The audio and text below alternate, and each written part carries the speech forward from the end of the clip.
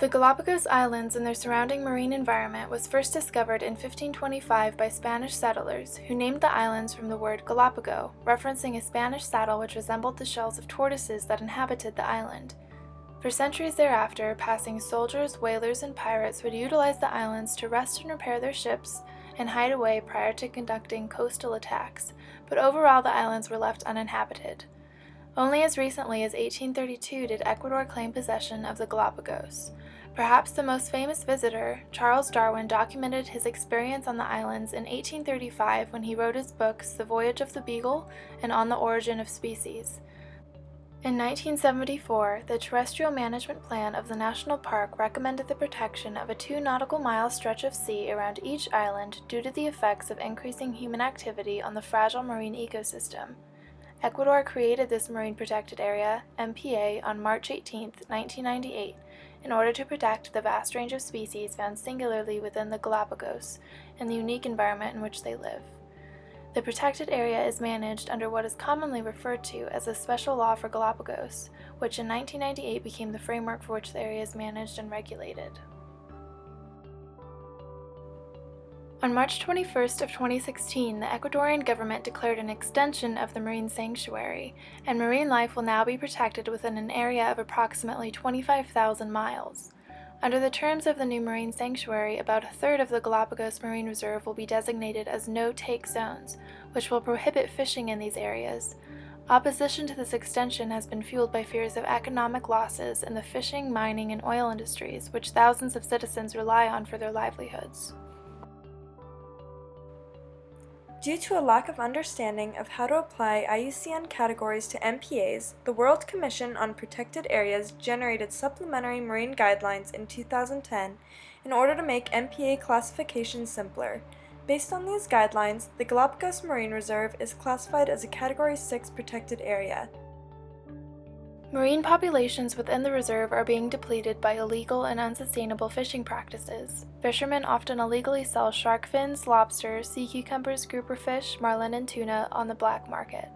Further, the fishing sector is oversubscribed, limiting the ability of marine populations to rejuvenate themselves.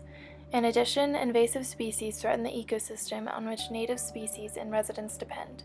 The reserve is also experiencing increases in water pollution from litter, poorly managed waste, marine debris, and contamination from boat paint and engines, which all adversely affect the reserve and have made it more vulnerable to changes in climate. With the concurrent growth of the tourism industry and local populations reaching 6% per year, there have been increases in pollution levels, new infrastructure, and resource use. These trends relate directly to a large number of inhabitants and tourists partaking in unsustainable consumption patterns and lifestyles. Historically, the origins of this increased water pollution can be traced back to the 1960s, when the Galapagos Islands saw a new rise in tourism.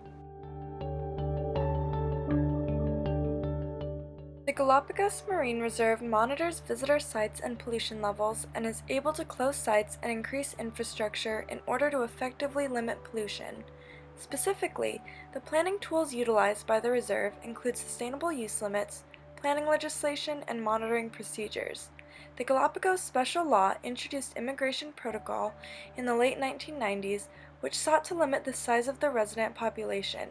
This helped to alleviate waste production and human impact on the ecosystem, and in turn helped to reduce pollution levels. However, the implementation and enforcement of this special law has not been highly successful.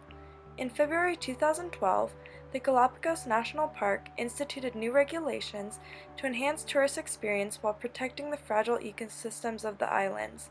Under this new legislation, visitors to the Galapagos must be accompanied by a trained and licensed guide at all times.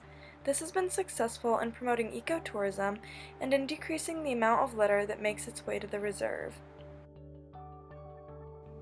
Policing of the Marine Reserve is necessary to enforce regulations and is often done by rangers who patrol coastal marine areas in order to control and safeguard permitted activities. This has led to the establishment of control bases and watch posts for remote observation that can also be used to take immediate action when deemed appropriate. With adequate policing, offenders can be fined and damage to the reserve can be accurately assessed in order to mitigate its effects on the ecosystem. Community involvement aims to promote collaboration of the community with Marine Reserve managers, allowing participants to be involved in decision-making as well as helping to enforce regulations. In the reserve, involvement relies on active volunteer members who collaborate with inspectors in order to implement vigilance systems.